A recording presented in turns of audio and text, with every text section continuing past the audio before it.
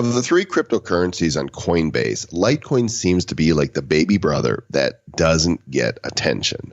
Now, both Travis and I have been fans of Litecoin since we first discovered it for a number of reasons. And in this episode, we invite Charlie Lee, the inventor of Litecoin, to the show to discuss his vision for the little coin that could. We're revisited by Fiat Currency, and we discovered a nifty little app that invests your leftover change in crypto while you sleep. But now isn't the time for sleeping. Sit up straight, eyes front, and ears open wide so we can fill them with crypto goodness. It's time for episode number 56 of the Bad Crypto Podcast. 5, 4, 3, 2, 1, 0, ignition. Who's bad?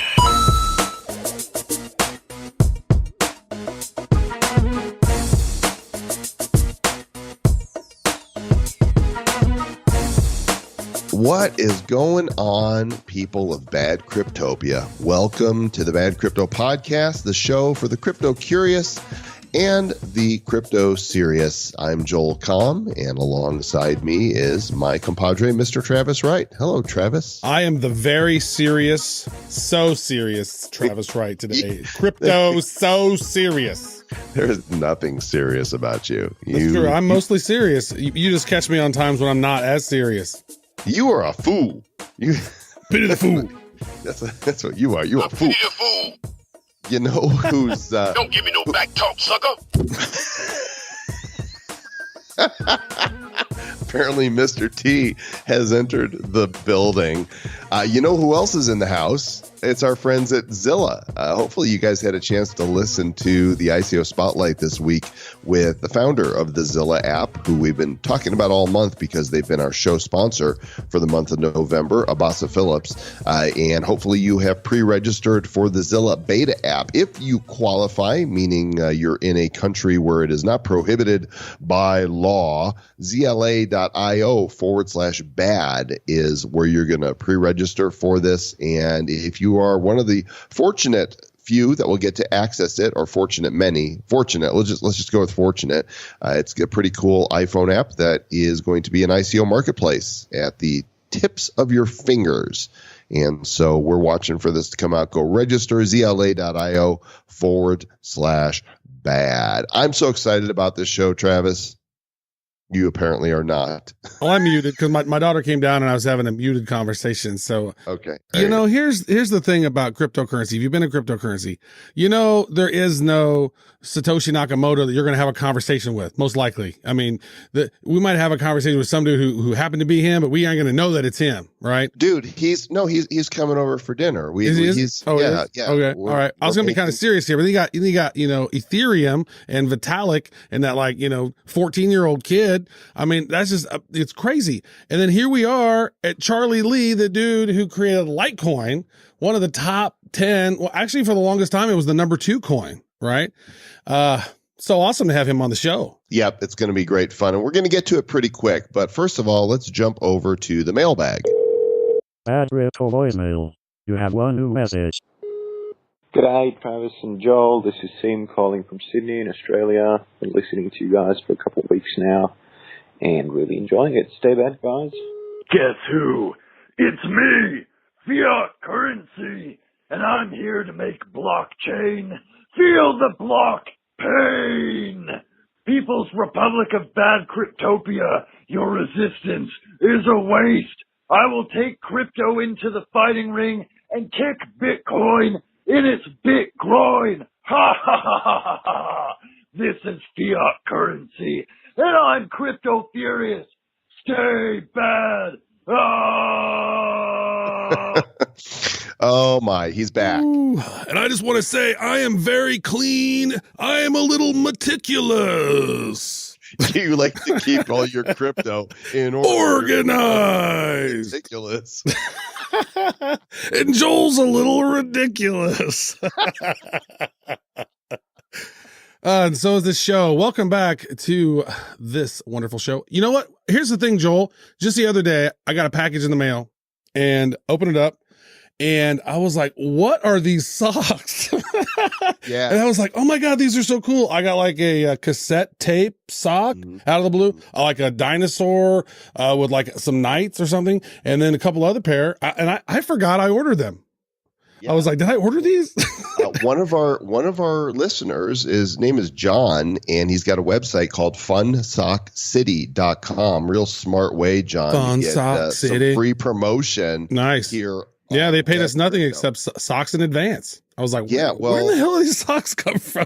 Leave a note though, bro. If you like send somebody something like, hey, so nice. I didn't see it. I looked in there. I was like, I don't see any note. Well, it was a surprise for you. You don't know this, but he wrote me. Okay. I picked some socks for myself, and there's a picture of it. You guys can see in the show notes, Mickey Mouse and the Golden Gate Bridge, or some monkey socks. Right. So basically you're saying you kept all the cool ones?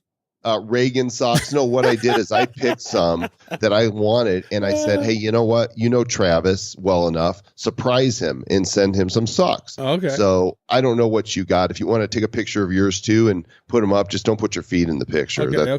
That's all we ask. But John is one of our listeners that accepts. That was awesome. Thank you, John. Bitcoin and Litecoin. At funsockcity.com. So pretty cool. And if anybody else out there is a merchant where you have physical goods that you are accepting cryptocurrency on your website or in your store, write us and let us know at badcryptopodcast@gmail.com. Doesn't mean you're going to be on the show, but you never know, especially, if you accept crypto for like, a 4K 60-inch LED big screen TV, and you send me one, we'll talk about it. Yeah, if you guys have like Bitcoin miners or something, you want to have us, review. Check out this. You're feeling a little generous. I apologize for all of those. Travis, I came across an app this week, and I thought, well, I want to introduce this to our listeners because I thought it was pretty cool. I've seen some apps in the App Store that allow you to connect your credit cards to them, and what they do is they automatically round up and they make a deposit into like a mutual fund. One of them that I've used is called Stash, for example. Because you charge this, you charge that, you write a check, and all it does is it says, okay, that was $6.52. So it takes 48 cents. It just rounds it up to $7 and puts 48 cents in the kitty and puts it aside. And once a week, it takes all that spare change and puts it into the mutual fund portfolio. But I ran across this one this week that does it for crypto. Coinseed. Coinseed. Grow your future. It's only, I see it in the iOS store. I don't know if it's available for Android, and I don't know if there's a similar one for Android, but you guys can do your own due diligence and check it out. But this is pretty cool because you can connect it to your bank, Citibank, US Bank, PNC, Chase, whatever, and it automatically pulls up all of your credit cards that are associated with it. And then you can pick from the portfolios that are there. You can say, just put it in Bitcoin, or just put it in Ripple or Litecoin or Dash, Monero, Zcash. It's got like the big 8 there, or you can say just spread it out across all 8 of them. And once you've got, I think, $5 in change, it'll sweep it into those currencies for you. So it's a way to invest in crypto a few cents at a time without really even feeling it. And just for clarification, we're not being paid for this. This is something you found and thought was cool, right? Yeah, no, we're not being paid for this. I spotted the app and I like it, and I've signed up for it. And I just actually launched it on my phone right now. I haven't charged enough yet for anything to be swept into. Oh, actually, I have a roundup of 95 cents. So I must have gone to the store and bought something.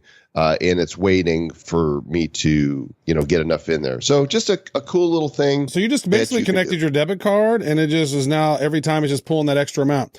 That's cool. There's one thing I was thinking about that would be a different type of, app that I think is needed. And maybe something like crypto dust. You know that if you're trading stuff in some of these different exchanges, it seems to me there needs to be a solution for that crypto dust. Cause it's like, oh, I got 1,038 Satoshis over here and I got a little bit of Monero, but it's not enough Monero for me to trade it. What about that extra crypto dust? That needs to be like coin dust. I think that's a great idea, and maybe somebody's working on an app for that. We'll take 10% of it. If you guys do it, want to build it out, we'll just take 10% for idea fee. Here's the problem with it, that you've got the transaction fees, and sometimes on dust, the transaction fee can eat up that dust. Yeah. And so, I don't know if it's worth it or not, but I'm sure somebody's got to combine the dust maybe. The dust got swept under the rug. All right, enough silliness. We got Charlie Lee. Let's get into it.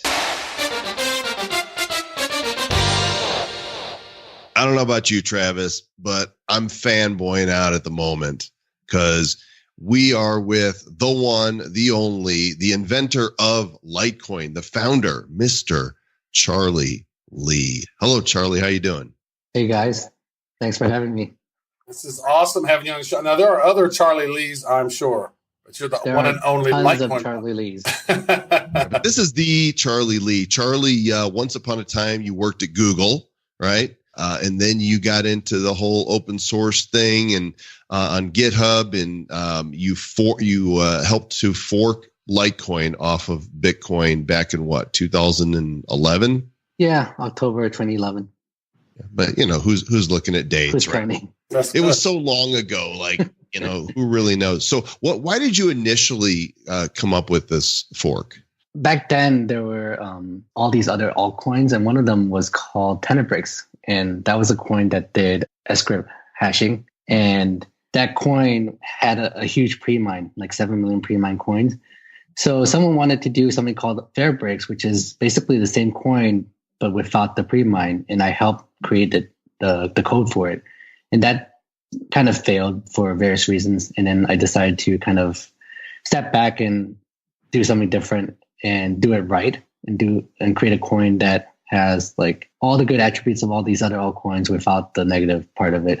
And I created Litecoin out of that. Very cool. So over this past Thanksgiving break, I hung out with a bunch of friends I'd had since, literally grade school. A couple of them I've known since I was 10 years old, right? So I got them set up on a Coinbase account, and I sent them each half of a Litecoin, right? And I was like, I would want to send them Bitcoin because you're going to love this in 3 hours. It's going to be so amazing. Eventually, you wait. When we're really drunk, it will finally arrive. But each time, and I did it for 3 friends, each time they got their Coinbase, notification within 10 seconds. That is smoking fast. To me, that's like, that's how crypto should be. It should be really quick. It should be painless, and it should be seamless, because that really shows the power. If I'm giving somebody something to get them started, I will always give them Litecoin because that shows them the power of how quick it can be. How is it so quick versus Bitcoin? Bitcoin's really slow, and you forked off of Bitcoin originally, but Litecoin is way faster now. What is the reason for that? How does that work? There are 2 things. One is right now Bitcoin is congested, right? A lot of people are using Bitcoin, so the blocks are full. And for Litecoin, people aren't really using Litecoin as much as Bitcoin, and the blocks are relatively empty. So all your Litecoin transactions will go in immediately into the next block. Whereas for Bitcoin, if you don't pay enough fees, you may need to wait, right? And eventually your transactions will go in if you pay the minimum fee. But you just need to wait until kind of the Bitcoin network works through all the transaction backlog. So that's one thing. The second is I made Litecoin blocks 4 times faster than Bitcoin. So Bitcoin's a 10-minute blocks. You wait 10 minutes per block on average. And for Litecoin, it's 2.5 minutes for blocks on average. And it's a trade-off, right? By making faster blocks, you're potentially creating more orphans, because as miners find a block, they may not propagate a block fast enough before the next block is found because of how much faster it is. So there's a little bit more wasted work, so it's a trade-off, right? So I hear you saying that as Litecoin picks up adoption, the blocks get busier, that it's going to slow down, or is the Lightning, are the things that you've implemented now going to make sure that it's going to keep up the same level of speed? Scaling on chain is not the solution. So you can't just make blocks bigger and bigger. So Litecoin blocks are effectively 4 times the size of Bitcoin blocks. So we already have we're already a step ahead of Bitcoin in that sense. And so we'll have enough time before our blocks fill up. We'll have enough time for something like Lightning Networks or other secondary solutions to fully develop and take off a lot of this load before it actually will congest Litecoin's block space. So I'm confident that by the time we need it, we'll be ready. Like there'll be Lightning on Litecoin and Bitcoin, and then there'll be cross-chain atomic swaps and lots of Litecoin and Bitcoin will be able to handle like all the transactions demand by then. But we're talking about like a year or two down the road, and I think we'll be fine. Very nice. Yeah, because it's really fascinating, so this whole crypto space, Joel and I, we started this show back in July, and, what's happened since July, what's happened in this year has just been, it seems like it's been unprecedented within any sort of financial market ever, maybe. Just the sheer volume of how this is growing. And so I know that we have some questions from our audience. We said, hey, we're going to chat with Charlie Lee. And so what are some of the questions that you might be interested in asking? One of the questions was about Bitcoin has been growing at this certain rate. Now Litecoin is maybe 1% of the price of Bitcoin. How do you foresee that sort of growing as Bitcoin grows? How do you foresee, Litecoin pricing growing with it? It's really hard to predict. It's all, like, I really don't like to predict like how Litecoin price will move. Litecoin is definitely a little bit more volatile in terms of against Bitcoin, right? So that's obvious. So if you're holding Litecoin, it could go up to 0.02 or it could drop to 0.05 like pretty quickly. Like, I don't know what's the true value of a Litecoin compared to Bitcoin. So, I mean, market determines what the price is, right? Right now it's at 0.01 and that's what it is. Yeah, well, we do have a bunch of questions. I think, Travis, just, because we are such a fan-oriented show, we could go on with the same canned questions that Charlie gets all the time. But I'm just going to read, we're going to go through some Telegram and Facebook questions here. Alex Landerfield says, thank you for your leadership. He says that's priceless. And then he says, assuming that not all altcoins are shit coins, which above number 100 show promise? He's got a few he likes, but what do you like personally? So I like Bitcoin. I like Ethereum. Obviously, like Litecoin. Obviously. I like Ethereum Classic. I really didn't like the fact that Ethereum did a hard fork for the DAO. I thought they should have not done that. It set a really bad precedence. I like Monero. I think Monero is doing something different. It's trying to do privacy the right way compared to all the other privacy-oriented coins. And last but not least, I like Decred. I've been a big fan of Decred because it's trying to solve something that has been bothering us this whole year, which is governance, right? How do we decide how to upgrade Bitcoin? And Decred does it in an innovative way using proof of stake voting. I thought it was Jamie Dimon that's been bothering us all year. All right. So May has a question related to forks, right? So this has been the year of the forks. There's been so many with Bitcoin. And I think we're now on Bitcoin aluminum. I think that's coming up. I'm not sure. Bitcoin 10. Bitcoin 10, that's next. So does Litecoin anticipate any forks? I mean, it seems like all these major coins are forking. What are your thoughts on that? I mean, I don't get to control like whether or not someone wants to fork Litecoin. But right now, there hasn't been any real talk about forking Litecoin. Because if you really want to fork a coin, most people doing it right now are just kind of like the reason why people are doing ICOs a few months ago. It's just a money grab, right? So if you're going to want to grab money, you want a big pie to split off of as opposed to a smaller pie, right? So of course you're going to fork Bitcoin. If you manage to grab 1% of the market share of Bitcoin, then it's worth a lot of money. So something like Bitcoin Gold was the first to really or obviously Bcash was the first one to do it, but Bitcoin Gold, I like to call, is more of like a money grab, right? They pre-mine like a ton of coins after the split and just launch it and get people to get exchanges to support it. And now they made like hundreds of millions of dollars, right?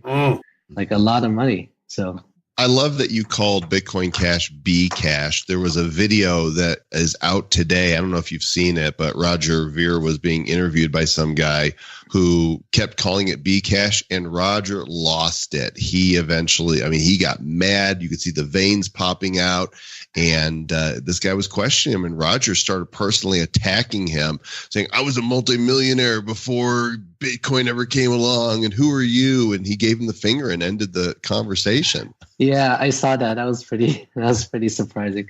He also called his called his business a little porno shop or something. Yeah, what's going on there? I mean, I know this is not a, let's psychoanalyze Roger Ver, but, along those lines, Pedro asked, are there any partnerships for Litecoin the same way Roger's been creating for Bcash with various businesses? And, what are the plans for 2018? Well, my strategy for Litecoin has always been less about marketing and more about just working on the tech and making sure the network is stable and healthy. So I'm not going to be traveling around and trying to make deals with companies to list Litecoin or to do something like that. So other people are welcome to. There's a lot of people who are passionate about Litecoin, are actually out there talking to companies and trying to get Litecoin listed in different exchanges and Litecoin accepted by different merchants. So it's happening, but it's more of a grassroots effort as opposed to me having like lots of money and just spending to make Litecoin successful just by spending money. Very nice. So we have another question here from one of our fans of the Bad Crypto podcast, James Franklin. He asked, so has your vision for Litecoin, has that changed from whenever you first created it to where it is now and where it's going in the future? And maybe where do you see Litecoin maybe 3 to 5 years from now? Yeah, so I created Litecoin more for fun than anything else. I didn't expect it to become such a successful project. So when I created it, it was more like I want to do something better than anything else out there. And it wasn't that hard for me to do because I understood the code and I was able to fork it, create the Genesis block and launch it. And then once I launched it, it became kind of its own thing, right? It's now like it's alive. It can't kill anymore. And it got attacked and I had to like work on how to defend it against some of the spam attacks initially. It was very interesting and basically just grew and got more and more popular. And what really helped was the market, like calling it silver to Bitcoin gold really got people to understand what Litecoin is all about. And before you knew it, it actually became like the number 2 coin for the longest time. And yeah, now it's like a $4 or $5 billion currency. And I don't know where we're heading, but it's very exciting. Tana Phillips wants to know about the upcoming Bread ICO. They want to know about your involvement. Is it, because you're an advisor, are you an advisor to the wallet, the tech, or the actual ICO itself? I'm not familiar with the Bread ICO. I actually don't like to advise companies during ICOs because I don't want them to use my name to promote that because I advised them it must be a good ICO. I've talked to the Bread guys many times and advised them a lot on the Bread wallet and their company. And I don't know practically anything about their ICO. Well, there goes my ask for being a bad coin advisor for our worthless token. Yeah, not going to happen. Not going to happen. Very nice. I don't think anybody will advise us on bad coin. We won't even advise ourselves because it's bad. Yeah, I'll advise you. Sell it. Sell it. Sell it. Get out of it. Sell it for what it's worth. Nothing. So there's the Bread wallet, and then the Litecoin version is the Loaf wallet, right? And so, and you also created that. Are we correct? It's part of the Litecoin Foundation, the Litecoin project. We've created Loaf wallet, which is a fork from Bread wallet, and we've launched it on iOS and Android. Very nice. It's what my kids use. So I pay them crypto allowances, right? And so my daughter, she wants pretty much only Litecoin because she likes how it gets there so quickly. My son, he likes a little bit of Litecoin. He likes a little bit of Bitcoin. I think he has some other ones as well. But they love their Loaf wallet because it's just amazing how quick it is to them. So it just feels like they're getting paid instantaneously. And so I know Lily and Jarrett give you a shout out because they love what you're doing. Yay. Thanks. They're really excited because their allowance, their money's going up. Yeah. Just wait till 92 today. Wait till we went into a bear market and the money is going down. Yeah. Are you Satoshi Nakamoto? No, I'm a Satoshi wannabe. Are you sure you're not Satoshi Nakamoto? I'm pretty sure, unless there's multiple personality issue going on that I'm not aware of. Well, Bobby Sal wants to know, what is your understanding of Satoshi's vision? It's like a religious question now.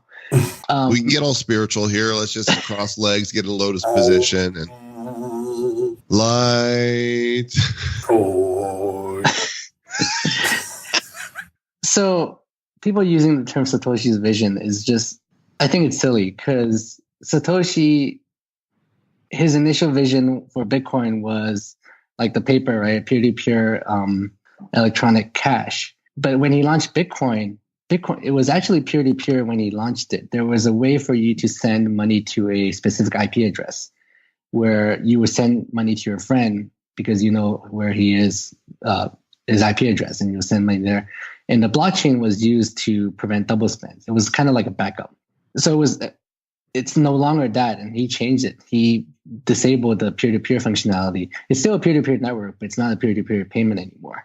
It uses blockchain to kind of settle the payment, right? You broadcast your transaction to your buddy or to the recipient, to everyone, and then once it gets saved into the blockchain, then it's kind of permanent. So the other person doesn't need to be online for them to receive money because they have an address that's assigned to them. So by definition, it's no longer the Bitcoin white paper title anymore after Satoshi changed that. Is that like Satoshi's new vision, or is that his old vision that we should follow? Right? If you follow the white paper to the letter, then you should add back in the peer-to-peer payment part of it, which was removed. I think what happened, so I've written a blog post about this. Bitcoin initially was like the perfect currency to everyone because it's cheap, low fees. You can create as many transactions as you want. It's censorship resistant, and it basically has everything. It's decentralized. The reason why that is because of the block rewards. So initially, Bitcoin was giving out 50 Bitcoins every block, and that was basically paying for everything. Paying for the miners, there's no transactions, but the miners are getting the block rewards. But as the block rewards go to zero or get decreased, get halved every 4 years, you kind of had to choose. Do you want to stay as the most decentralized, most secure coin, or do you want to be the lowest fee, highest bandwidth coin? Because you can't be both anymore. There has to be trade-offs has to be made. Like real world happens. You can't just be the best thing for everyone. So the core devs and I are on the side where censorship resistant is the most important feature of Bitcoin, and you can't lose that. So yes, we can't compete with Visa on chain. We can't compete with PayPal on chain, but that's not the point. Like being PayPal 2.0 or Visa 2.0 is not that interesting. What's interesting is being uncensorable money and having like second layer solutions compete in terms of transaction throughput and low fees. It's true that second layer, like Lightning networks, will have a different kind of privacy, different decentralization aspect to it than Bitcoin on chain. But that's something that you're willing to give up. You're willing to give up a little bit of decentralization for the transaction capacity, right? But you don't have to destroy the Bitcoin networks on chain censorship resistance to do that. So it's a long-winded answer, but that's my view, which is like, this is my vision. I don't know about Satoshi's vision, but this is what I vision Bitcoin and Litecoin to be in the future. Yeah. The Satoshi Light vision. Correct. Very nice. And this seems like, all the things that you just mentioned about that, being quick, with the way Bitcoin used to be, that seems that's the way Litecoin is now, right? The payments are fast, the no censorship, all those other features there. My question would be, is how do we gain more adoption to be able to spend Litecoin in more places? Because, Bitcoin is accepted here. You see that's the one currency now that's like Bitcoin is accepted here. How do we get Litecoin to be accepted in more places? Because it seems to me that once that happens, once more, and we know there's already some places out there that do, Overstock.com accept Litecoin. And once, you got, Coinbase used to work at Coinbase to put Litecoin on there. That gave some additional legitimacy to Litecoin. And so more people are, using that. How are we going to get to a place where we can spend it in more places and have greater adoption? So Litecoin is always like a step behind Bitcoin. So I've always envisioned them to work side by side. So kind of like MasterCard, Visa, right? Try to get stores to accept both, right? There's even like a Bitcoin Litecoin logo that looks just like the MasterCard Visa logo. Or the MasterCard logo of two circles. But yeah, so try to, it will take more of like a grassroots effort, similar to Bitcoin, how people were just bugging merchants, bugging places to accept Bitcoin. People are doing the same thing with Litecoin. So it's building on the Litecoin network effect. And yeah, I've noticed you're really chill about, you don't take this as a competition. You don't say, oh, we're better than Bitcoin. You see Bitcoin as having its use, and you're not interested in pumping up Litecoin. You just want to see it take its natural organic path. And I've watched people that are tweeting you, when are you going to have news? And when are you going to release this? And when are you going to do marketing? And you're like, hey, just everything will happen in its own time. Is that kind of your attitude? Yeah. So if I pump Litecoin, I can potentially move the price. But the problem is the worst when it's volatile, it really hurts people, because people who hear about Litecoin or even Bitcoin, they hear about it when it's going up. The poor people will actually buy it at the high, and then it will go down like 80%. And those people will really get hurt. So people who actually can't afford to lose money will unfortunately hear about it at the peak and buy it. So I would prefer to keep the volatility low and not let it naturally happen. If it's going to go up, it'll go up. If it doesn't for 3 years or 4 years, like it has happened, and it doesn't, right? Yeah. So the people who can't afford it tend to buy at the high. When the price goes up, there's no time when they hear about the coin, and they buy at the peak. And then when the price goes down for 80%, they get hurt. So I'd rather not see that. I'd rather see Litecoin price just naturally go up if there's more demand and more use for it, than for me to just pump the price up. And it's going to happen, right? It doesn't matter what I do. If Litecoin adoption takes off, the price will follow. So it will take time, right? So be patient. Mm-hmm. And if you really want the price to go up, then go out and use it. Go out and ask your local merchant or your online merchant to accept Litecoin in addition to Bitcoin, right. And make Lightning Network happen, right?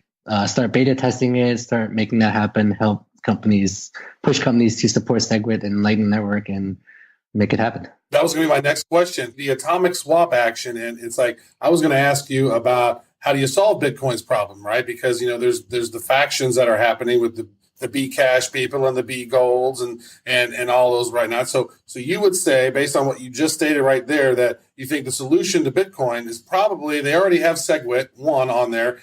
If they added the Lightning Network, that would maybe solve some of their scaling problems that they have. And if so, for how long is that going to solve a problem? So we don't know, right? So Lightning Network is going to help Bitcoin scale exponentially, and still being researched, still being implemented. So we don't know how much that will help. And it may not be enough. We may eventually need to do an on-chain block size increase or block weight increase. And when that happens, there'll be consensus, I believe, if we really need to. If the second layer solutions aren't enough to help Bitcoin scale, then we'll do a block size increase. And by then, it should be fine, right? Even now, I believe a 2 megabyte block size is not really going to hurt decentralization that much. It's just that there's no consensus. So pushing it through is not the right thing to do. And also, I don't know for sure, right? It's hard to say. So not everyone agrees that we need to increase to 2 megabytes today. So that's why we didn't. Yeah, so just a follow-up on that, because the Lightning Network and the stuff that's going on here, it's so interesting. Like we saw a couple weeks ago with that Bcash pump and dump that ended up happening, right? And then now there's some rumors going on right now about Dragon Slayers and how they're going to try to have a flippening to make Bcash be the new Bitcoin. And I'm just curious, what are your thoughts on that? Could that actually happen? Could Bcash end up creating a flippening to become the new Bitcoin? Is that something because there's some fear going on right now. It's in communities. People are talking about that quite substantially. So I'd be curious to hear what you think about it. I don't see how that could happen. Bcash is Bcash. It's not Bitcoin, no matter how much people pump it. Right? There's just so much money. The market cap of Bitcoin is so large that you can't really just easily pump another coin to that market cap. Well, I think, Charlie, what they were talking about is the conspiracy theory is that there's a bunch of whales in China that are going to wait for it to hit 10K, and then they are going to move that price down, way down. Sell Bitcoin and buy Bcash? Yeah. Sell their huge stash of Bitcoin and buy Bcash? Yeah. How much Bitcoin do these whales have? Do they have 10 million Bitcoins. I mean, are we talking about 1 million Bitcoin? I mean, how much do they have, right? How much money does it take to really move Bitcoin? Yeah, good question. I think it's just FUD. It's like, if the whales are really going to do that, do you think they're going to tell anyone?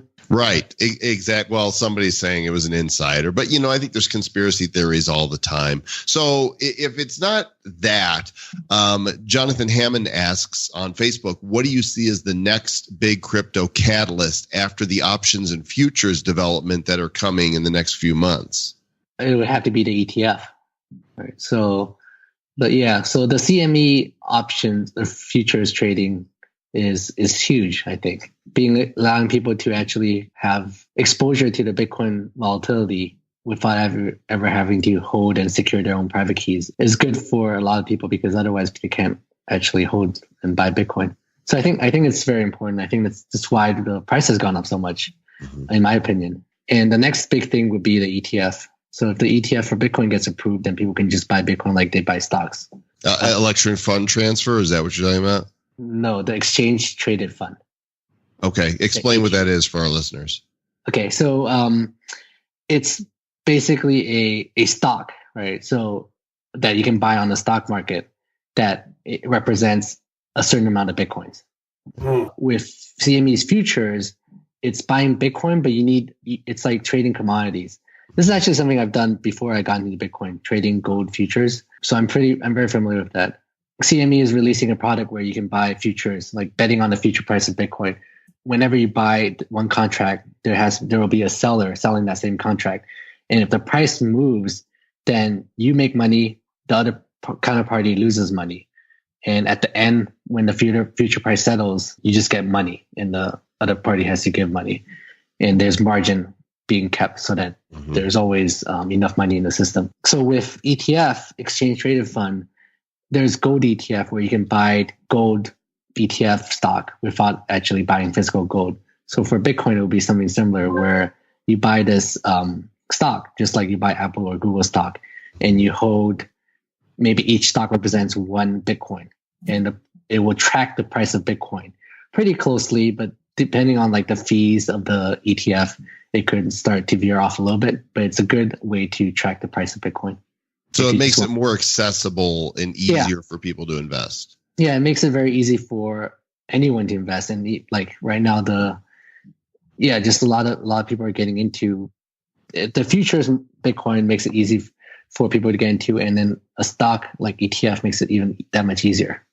Like even your grandmother can buy Bitcoin by opening an E-Trade account and buying the Bitcoin stock, right? That's awesome. So I have one final question here that I want to ask. So we interviewed James Altucher a couple of weeks ago, and he has gone on record saying that he thinks 95 to 98% of all of these ICOs are scams or shitcoins in some way, right?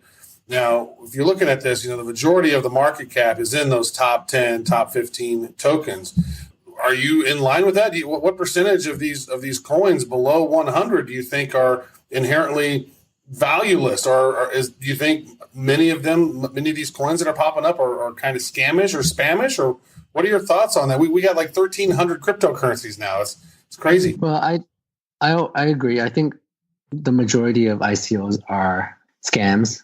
If not outright scams, they are scams that don't even realize they're scams. Basically, they're not set up properly where the incentives aren't aligned, so it will fail for sure. And yes, the market cap might be bloated right now, but I think the coin market cap number is misleading, because it's just the price times how many coins are out there, but the actual value held by this coin is much lower because of the volume, right? So you can't really, like, if for example you had like most of the coins and you had a lot of like this coin and you want to sell. If you want to sell all your coins, it's going to crash the price down to next to nothing. So you won't be able to like extract that much money out of it. Whereas if you had Bitcoin, even if you had like $10 million worth of Bitcoin, you can pretty easily like pull out $10 million worth of Bitcoin without changing the price. You can't do that with all these other coins. So the market cap for Bitcoin, I think, is pretty good representation of how much value there is in total Bitcoin. But for all these other like all ICO coins, altcoins, it's not. A couple fun questions from listeners, and we'll get ready to wrap this up. Morpheus Dorpheus wants to know what your favorite movie is. Star Wars, obviously. Which episode? Episode 4. So A New Hope, officially episode 1, but because of Back to the Future. And Sam wants to know, what is your favorite Mario Kart game or course? I actually don't remember all the different Mario Kart, but the course, my favorite course is the Rainbow Bridge course. Oh, yes, we go flying off of it. Really hard course. Well, Charlie Lee, our guest for this episode of the Bad Crypto Podcast. Charlie, where's your favorite place for people to connect with you? Twitter. And that's at Satoshi Light. Yep. And do us a favor and shoot us a link to that blog article you were talking about. We want to put that in the show notes. And any final words to encourage the Republic of Bad Cryptopia citizens? Don't buy ICOs. And we've got an ICO spotlight coming up. Well, it's interesting because some of the ones we've had on, at least whether or not they see through their project, that's to be determined. But in terms of trading, there's been some good profits. Yeah. So but long term, you're thinking it's not going to work. Well, it's a gamble, right? So it's like penny stocks. If you want to gamble with penny stocks, you could make some money from it, but it's not a wise investment in the most part. Travis, right? It's a good thing we're not financial advisors. We don't make any recommendations. That is so true. Like what I do is you know what? Bitcoin's 54% of dominance in the market. Well, then I'm going to hold 55% of my crypto in Bitcoin. I mean, this is kind of what I do. I probably should have some Ethereum. I need to have some Litecoin. But I stay away from that B cash and the B gold. I get rid of that stuff. I don't like what's going on with that stuff. But I just want to say thank you so much for jumping on and coming on to the Bad Crypto Podcast, because you know what, our fans love you probably more than they love us. So thank you for all you do for the industry, good sir. Thanks for having me, dude. I can't believe. Charlie Lee, what a super nice guy. And I looked at his Twitter profile, and his header on the Twitter profile is Bitcoin and Litecoin walking side by side, fist bumping off into the sunset.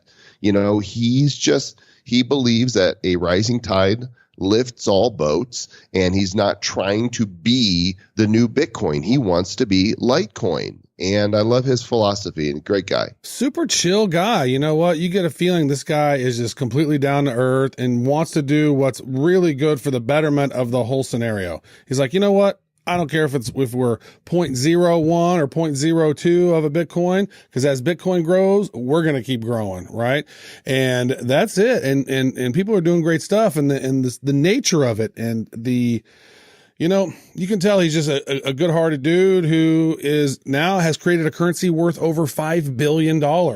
Whew. Yeah, and Litecoin, as of today, is at a new all-time high. It's hit $95 on Coinbase, and good job. And also developments since the Roger Ver freakout, which has forever improperly branded Bcash forever and ever. Cash. Charlie, they've been congenial and been friends, but I guess recently they've had a little falling out, and Charlie challenged Roger to a debate publicly on Twitter. So would love to see that happening. I don't expect Roger to say yes, but you never know. Hey, Joel, can you do us a favor? Just if you're ever doing a podcast or a video interview or anything, and we're talking about crypto, can you not flip off the other dude and rage quit, please? I mean, because I just want, it's kind of not, you don't want to do that. Can I just say that if one of us is most likely to do that, I'm going to go with you. Oh, yeah? As the one. Dude, I am most zen, brother. Yeah, right. You don't even know. Well, listen, there is a video of the Charlie Lee interview. If you want to look at his face and see us and all our glorious ridiculousness, but the only way you can access the video version of the interview is in the Bad Crypto Mastermind on Facebook. That's it. It's the only place you can find it. And if you're not in there right now, you're missing out on the best group on Facebook. Nothing but quality. We moderate it regularly to make sure that there's no spam in there. The conversations, are driven by the members. It's fantastic. Go to badco.in / what is it? Is it Bad Crypto? It's Mastermind. It's Mastermind. Great. Badco.in / mastermind. Link is in the show notes. Go check it out. And you have to answer the questions. There's 3 simple questions. What's your name? What's your Bitcoin address? And what's your private key? No. No. What do we ask? What is the name of your first pet? That's not true. Yeah. We basically want to know if you've actually heard an episode of Bad Crypto and how you found us, because that's what we're really curious about, is like, which of these channels are you discovering us on? And then 2, we want to know why you want to be part of the Mastermind group. And then 3, there's another question. I don't remember what it is. I know what it is. It's tell us your crypto proficiency on a scale of 1 to 10. Oh, yes. What do you know? And it's just, we like to look at those and see who's coming in the group. We nurture this group like a family, and we would love to see you there. Yeah. And don't invite your friends until they have seen or listened to an episode, right? Because we want them to know who we are. They got to be part of Bad Cryptopia. We don't be letting in refugees from these other Facebook groups where people are rude and spammy and just out of control. We don't need your refugees. We are Bad Cryptopia. You don't have to live like a bad crypto refugee. A little salute there to the late, great Tom Petty. And like him, I'm running down a dream. So thanks, everybody, for listening. As always, thanks for being a part of our dream here, which is growing this show and reaching the world with badness. Brothers and sisters of Bad Cryptopia, stay bad.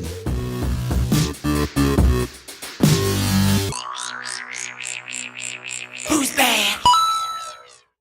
The Bad Crypto Podcast is a production of Bad Crypto LLC. The content of the show, the videos, and the website is provided for educational, informational, and entertainment purposes only. It's not intended to be and does not constitute financial, investment, or trading advice of any kind. You shouldn't make any decisions as to finances, investing, trading, or anything else based on this information without undertaking independent due diligence and consultation with a professional financial advisor.